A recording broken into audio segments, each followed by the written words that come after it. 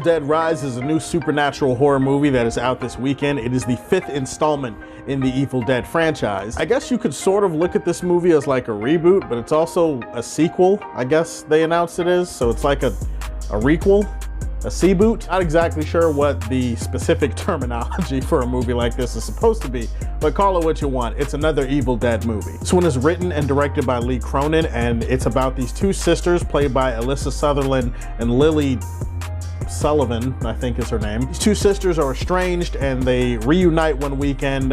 One of the sisters has, some kids with her. They're all in this cramped apartment together. And all of a sudden they all find themselves in this really intense battle for survival against these flesh-eating demons that are in the apartment. And now it turns into this nightmare of a situation where this family has to struggle against the absolute worst version of a family possible. Off the bat, one of the things I really want to single out about this creepy, disturbing ass movie is the direction and the sound design and how that merged together to create something truly immersive and uncomfortable. The visual style that he took to this movie, the way that he used blocking in certain scenes to emphasize the horror that was going on in the background. I like the composition of certain shots in this movie. I like how he's able to take certain scenes where something mundane or normal is happening, like a character putting their hands in water. The way he shoots it makes it feel creepy. It makes it feel unnerving. And I think that's a testament to the direction as well as the immaculate sound design here. When shit is going down in this movie, when weapons or blood is being sprayed or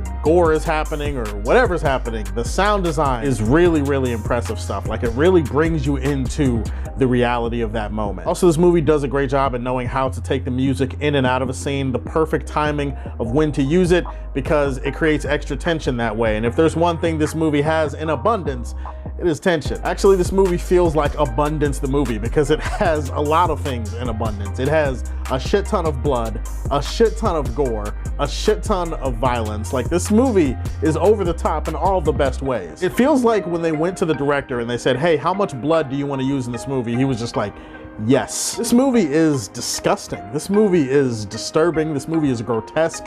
This movie is it's one of those type of movies, and it's insane at every single turn. Every time you think the movie has found a way to top itself in terms of the insanity involved, well, it hasn't actually topped itself. It's still on its way up. Just a crazy batshit bloodbath of a horror movie. And if those words excite you, then I feel like you're gonna have a good time with this movie. Another strong thing about the direction is the way he's able to get the most terrified performance possible out of all of the people involved. I feel like the terror and the horror of the situation of this family being stuck in this apartment and being hunted by a demonic presence that seems to be possessing different members of the family. Like, that is a really freaky, terrifying situation. Like, it's not just stunned Pikachu face that these characters have. Like, these characters legitimately are like frozen in fear, and they look like the way the Dragon Ball Z characters look whenever somebody is like stronger than they imagined, or they have a power level that it exceeds what they thought. There's a lot of those type of looks in this movie, and it really sells you on the terror of the situation. Standout for me definitely is Alyssa Sutherland. Like, the things that she goes through, the performance that she puts on as she becomes this monster, this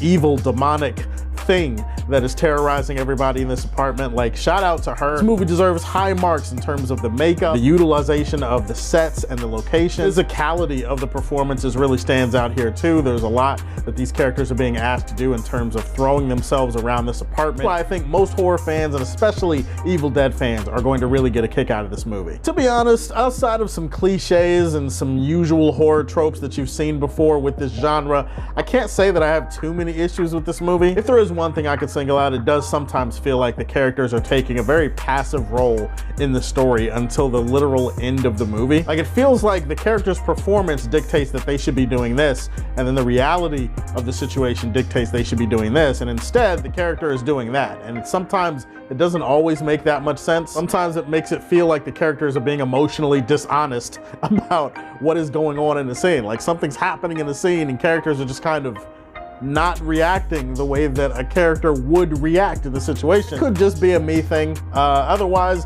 I think that this is an entertaining, bloody, gory, over-the-top, disgustingly good Evil Dead movie, and I think that most fans are gonna be happy with it. Evil Dead Rise was actually a really, really, really good time at the movies. I'm gonna leave this one in the Silver Age for Man of Steel. Tell me, are you gonna go see this movie this weekend? What's your favorite Evil Dead movie of all time? Go ahead and put that in the comment section down below. Please like and subscribe to the Superfan Show, and if you like what you see, tell me how you feel, and stay tuned to hear more from the Man of Steel.